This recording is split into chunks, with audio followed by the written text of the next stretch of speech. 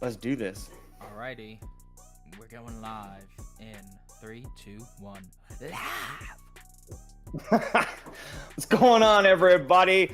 Like you heard Beaver say, I don't know if you can hear Beaver or not. We are live. Welcome back today. Decent day yesterday. I think that BIP ended up finishing just under 500. A couple crappy beats.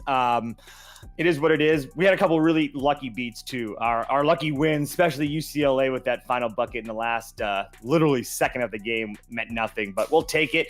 We are on to today. Yesterday, though, really quickly, I want to touch base. Yesterday, I talked about some futures that I liked, and I lost my notes on them a little bit. So I want to touch over those things really quickly. Again, with some notes. Texas to win the national championship and the Final Four. Look, Chris Beard is an absolute monster with recruiting. And what he's able to do is he can literally take guys that have played at the junior college level and guys that have played at lower Power 5 schools and bring them all together. And the way that he can play with teach defense and whatnot, he's always going to have a very solid team. Last year, Texas came in, they won 22 games. Obviously, they didn't do well in the tournament. I understand that, but Ken Palm did have them as a top 15 team. I mean, it's really hard not to like what the Longhorns are doing right now. Last year, they finished fourth in a league that produced two number one seeds. I talked about that last year. The last two national champions were from this conference as well. But it's all about the defense for this Texas team. Chris Beard hasn't had a defensive team finish outside the top 20 in adjusted defensive efficiency since 2016-2017, which was his first season in Lubbock. He's got guys like Tyrese Hunter, Dylan Mitchell, both fantastic defenders that can really do that. Guys like Marcus Carr and Timmy Allen have to be better defensively, but those guys, what they give you offensively is always going to help. He's got guys like Christian Bishop and Dylan Dessou that's going to be up on that front line, anchoring them. Definitely, both of those guys are definitely pick and pop threats. Bishop last year was a Big 12 All-American honorable mention. So, maybe with Chris Beard and he's more talented around him, he gets going a little bit more. One kid to keep an eye on is Arturo Morris. Morris is a five-star freshman that's going to play with Carr and Hunter. Some say he's going to push them for minutes, but for me, I think that he's going to be probably coming off the bench more than anything. I have a hard time believing that Carr and Hunter don't start for them, but it is what it is. I think that Texas really, really has a good shot of going pretty far in this tournament. Sean's calling me when I'm on live. What a jerk. But yeah, I really, really think that Texas is going to be good with it defensively. Like I said, that Vanderbilt transfer Dessou is probably one of the better guys in the conference. He's 6'9", like 230, averaged almost 15 and 10 last year. Maybe he was like 15 and 9, but either way, very solid guy. So that's part of the reason why I like Texas. Another team that I talked about yesterday was Tennessee, another plus 3,000 to win the title, plus 550 to make the Final Four. You'll hear, the last couple of years, you've probably heard me talk a lot about Rick Barnes and how much I don't really like him but I got to give the guy, Coach Barnes, a little bit of credit. He's kind of seemed to figure it out at Tennessee right now. It hasn't been easy, but he's really built a really nice foundation on some guys that really were under recruited, and he's really boosted them up. Look, the way that these guys are going to have success, they have game changers. Sophomore point guard Ziegler, and then Josiah Jordan James. Those guys are the culture guys, as they say. They set the tone in practice, all that stuff like that. It's just they're very, very talented on the thing. On the backcourt, all good. BJ Edwards is a local kid that Barnes believes in. I have that written down. We got a freshman, DJ Jefferson, who's one of the bounciest players in the class. That's always good. I mean, if you watch Tennessee play, they can be up and down. Really, really fun. Honestly, there's not really any issues with this roster. All the freshmen are lower down besides Julian Phillips, who I don't think that he's going to be a problem. I don't really know if they have a pro on the roster. I guess you could say that Kennedy Chandler would have been that guy. It's just one of those things that I think that the Vols can put it all together this year. I understand that Rick Barnes in the postseason isn't what it is. Rick Barnes has been to 4 NCAA tournaments, earning a lower seed than 3, and they've reached the Sweet 16 only once. That's something that we're going to have to watch out for.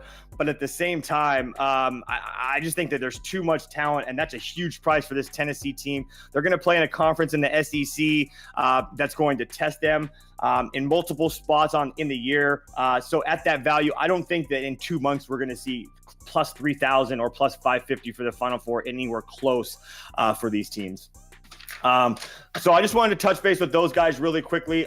Virginia, I already really touched about. They just have a lot of returning talent. I just really, really like what they have to offer. But besides that, we can get into today's games now, Beaver. Montana at Duquesne. It's all good, Sean. So for these games tonight, I don't really have a lot on somewhat really the players and whatnot, but I can tell you that the model really likes it. So the first one's going to be Montana. I'm going to take Montana plus the points here. Model has it as like as a 1 or 2 point game. Yesterday I gave this out in the Sauce Network app at plus 5.5. Obviously it's came way down. But I just really don't like what Duquesne's doing. They really started falling last year. It's just really hard to get behind them. Montana is a little bit injured, but they have a couple more pieces that they brought in. It's just one of those things where I just feel like that Montana is probably the side the books want, because I don't know. I didn't get to take a look at the money this morning, but if it's dropped a 1.5, I have a pretty good idea who the books are leaning towards. So, so we're going to take the Grizzlies at plus 4 now. Hopefully you got it at plus 5.5 when I sent it out. Next game up is Georgia Southern at San Jose State, and this is just a pure model play of Georgia Southern.